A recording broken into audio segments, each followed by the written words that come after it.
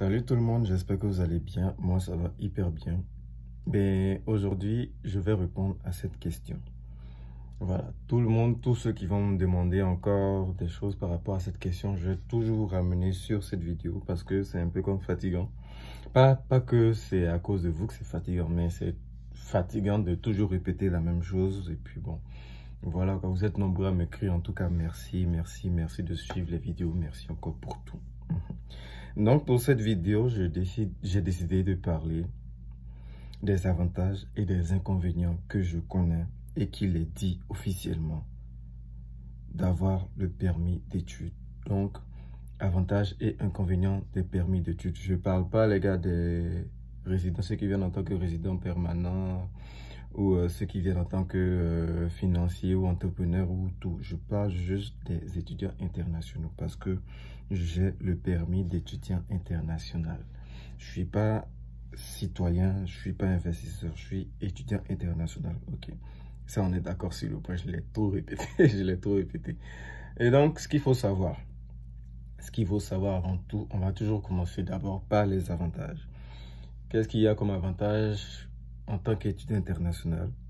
L'avantage, c'est de ne pas pouvoir être en prison ici. Ça, c'est un très bon avantage. Ne pas pouvoir faire la prison quand tu es étudiant international parce que il y a des choses qu'ils ne peuvent pas faire pour ne pas créer des conflits, en fait, diplomatiques. D'où, pour certains cas, j'en connais un, bon, je vous raconte cette histoire brièvement, mais du genre, il y avait un gars, un Ivoirien qui avait une copine qui était québécoise. Et je pense leur relation n'a pas eu long feu. Donc les camarades de la fille en question, ça c'est ce que moi c'est ce que j'ai entendu, je répète. Voilà, c'est pas comme si je prends le parti de quelqu'un. Donc les amis de la fille en question ont demandé à la fille d'aller porter plainte parce que le gars l'a violée. Même s'il n'y avait pas lieu. Et la fille est allée porter plainte.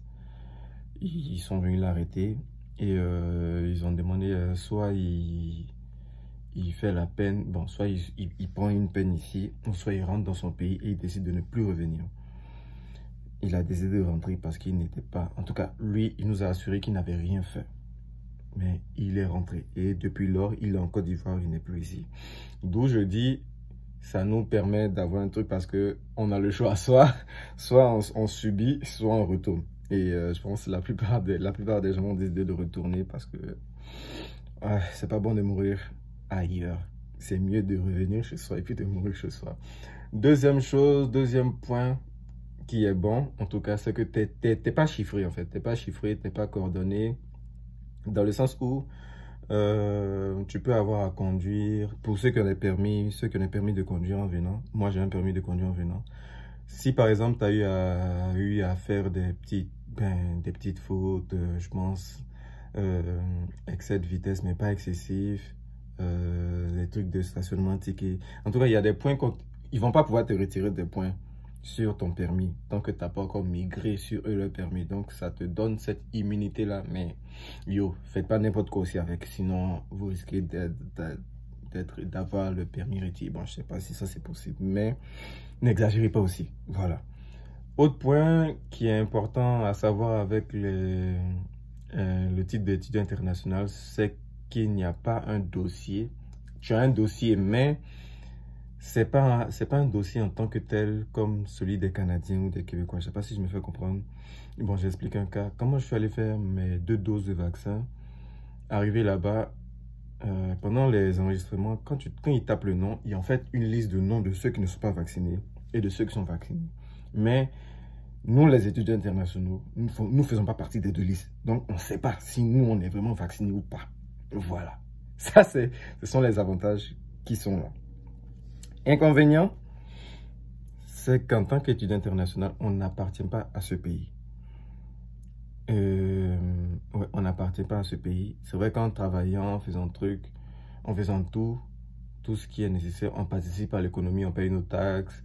Pour certains travails, tu payes les cotisations, mais tu n'as pas le droit de bénéficier de ces cotisations. Par exemple, quand je travaillais pour la sécurité, je cotisais, c'était obligatoire de cotiser pour les histoires de syndicats et tout. Mais il y a certains syndicats dont je ne bénéficie pas. Je ne sais pas si on se fait comprendre. Il n'y a pas tellement de bénéfices en tant que tel. quand il y a des problèmes en tant que... il y a des problèmes, je prends l'exemple du Covid. C'est qu'il y a... Le Covid a fait que certains ne sont pas allés au travail, il y a d'autres qui ont perdu leur emploi et tout. Les Canadiens, le gouvernement s'occupe des Canadiens. Chaque pays a le droit de s'occuper de ses concitoyens. D'où nous, qui ne sommes pas membres ou qui ne sommes pas citoyens de ce pays-là, on n'a vraiment pas droit à tout ce prestige-là. Je ne sais pas si on se fait comprendre. Donc, inconvénient, il ne faut pas s'attendre à un soutien gouvernemental ou voilà. Deuxième point, deuxième inconvénient, c'est que si tu n'es pas inscrit, tu n'as pas d'assurance maladie. Tout, si tu as assez d'argent, tu peux te prendre une assurance maladie privée. Mais quand tu n'es pas inscrit, tu n'as vraiment pas d'assurance maladie. Et quand tu n'es pas en cours, parce que dans les frais qu'on paye, il y a aussi une petite assurance maladie liée à l'école. D'où, quand tu n'es pas inscrit... Troisième chose, on n'a pas... Bon, je ne sais pas s'il y a des... On a droit aux prêts étudiants. Bon, non, on a droit à certains prêts pour certaines institutions privées qui s'en foutent de ton statut. Mais du genre, tu dois avoir un minimum de temps sur ton visa de 3 ans. Un minimum de 3 ans sur ton temps restant. Sur ton temps restant au Canada. Voilà. Mais... ce qui est les histoires de prêts scolaires, prêts bancaires et tout, nous oublie ça direct. Les étudiants internationaux n'ont pas droit à ça. C'est comme un exemple, le dernier exemple que je prends pour ne pas être trop long.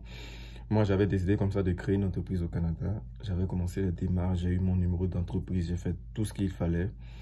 Et quand je suis allé pour ouvrir le compte, on m'a dit que je ne peux pas ouvrir le compte parce que je suis étudiant international. Au début, on ne m'a pas dit vraiment les raisons, mais...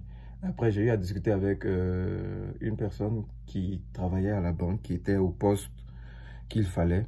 Et c'est la personne qui m'a dit, ouais, pour cause tu es étudiant international, d'où il n'y a pas vraiment la confiance. Je dis, ah, ok. Bonus, pour terminer cette vidéo, bonus, c'est que j'ai eu, on peut dire, une estimation du montant qui vous est demandé. Donc, pour les étudiants internationaux, je ne vais pas aller ailleurs. Dans les autres provinces différentes du Québec, il vous faut, par exemple, 10 000 $ en plus des frais de scolarité que tu vas payer. Ce qui revient à dire que faut prouver pour 1 an que tu as minimum 833 $ canadiens par mois. Pour la province du Québec, là, il n'y a pas besoin d'avoir un plus en fonction de... faut avoir minimum 12 000 $. 12 341 $ pour être éligible pour venir en tant qu'étudiant international. Ou aussi, si tu veux venir avec une personne de ta famille, ajoute minimum 4 000 $ sur ce que tu vas prouver, dépendamment des deux choses que je dis. Je vais finir cette vidéo sur ça parce que j'ai fait 8 minutes, c'est tellement beaucoup. On se dit à la prochaine. Maintenant, je vais essayer de diminuer la vidéo pour que ça soit vraiment. Mais j'ai peur aussi parce que j'ai pas envie de donner une vidéo qui sera courte avec moins d'explications. Mais en tout cas, ce qui est sûr, ceux qui en ont besoin vont l'écouter. À la prochaine pour une autre vidéo et puis ciao.